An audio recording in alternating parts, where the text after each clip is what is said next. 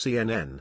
National Security Advisor H.R. McMaster is increasingly isolated in President Donald Trump's administration, congressional and administration officials tell CNN, finding himself in conflict with senior White House officials, cabinet members and the president himself.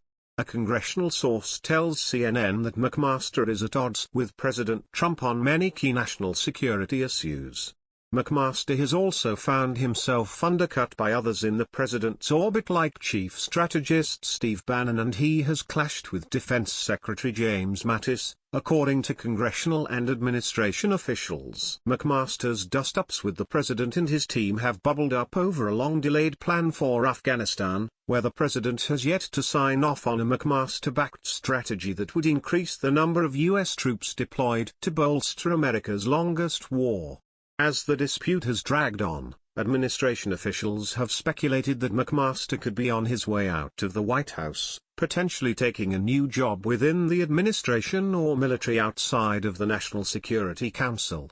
McMaster met with Trump in the Oval Office on Thursday as the NSC looks to finalize an Afghanistan strategy that the president will sign off on. CNN has spoken to a number of government officials who say several scenarios are possible in the coming weeks, including the unlikely possibility McMaster could be transferred to command troops in Afghanistan or tapped as a new special envoy for South Asia, where he would oversee policy and strategy for Afghanistan, Pakistan, and India. A senior administration official dismissed the notion as premature and not under serious consideration. McMaster staying put as the National Security Advisor, the sources say, will depend largely on how comfortable Trump feels keeping him on in his current position amid all the disarray in the White House. However, two intelligence officials caution that the warnings about McMaster's fate that have risen in recent weeks may originate from other factions in the administration trying to undermine the National Security Advisor's authority. Bannon's been undercutting him and NSC, but that's nothing new, said a Republican congressional aide. It's Game of Thrones over there. The drama surrounding McMaster comes amid reports several others in Trump's cabinet are feeling frustrated and could be on the way out. McMaster has expressed concerns about Russian aggression, as has Mattis. But as a longtime proponent of military counterinsurgency, McMaster may have run afoul of the White House interest in limiting large-scale military involvements and instead focusing on the use of special operations forces. The National Security Council declined to comment on the record for this article. Steve Bannon did not respond to a request for comment. The National Security Council's Principals Committee met again Wednesday to debate U.S. policy in South Asia, including the future of the U.S. effort in Afghanistan, administration officials said. Pence chaired the meeting instead of McMaster, and he was there to ask questions and help guide the discussion, according to the officials. One official pushed back on the notion McMaster is isolated, insisting that McMaster and other members of the Principals Committee have worked together to secure the president's support on major decisions like granting the Pentagon additional troop management authority and recertifying Iran's compliance with the nuclear agreement. Another senior administration official told CNN the meeting primarily focused on addressing the concerns Trump has expressed in recent weeks about the U.S.'s long-term commitment to the war in Afghanistan and his questions about what success would look like there. The officials established barometers to measure success as the U.S. presses forward in the 16-year war, and claimed the top national security and foreign policy officials emerged from the meeting united on ways to address the president's questions and concerns on the U.S.'s ongoing commitment to Afghanistan.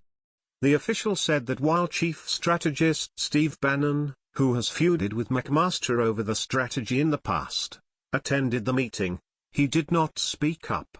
McMaster joined Trump's White House in February as an active-duty three-star general replacing Michael Flynn, a retired three-star general. The move put McMaster in an awkward place with Flynn's allies in the White House, which was exacerbated when McMaster removed Flynn loyalists from the NSC, and got Bannon removed from the Principals Committee.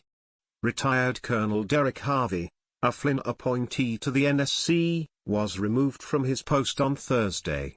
But internal White House politics aren't McMaster's only issues in the administration, as Mattis has also grown frustrated over the delay on an Afghanistan decision, and the two have clashed over it, according to Republican lawmakers and administration officials.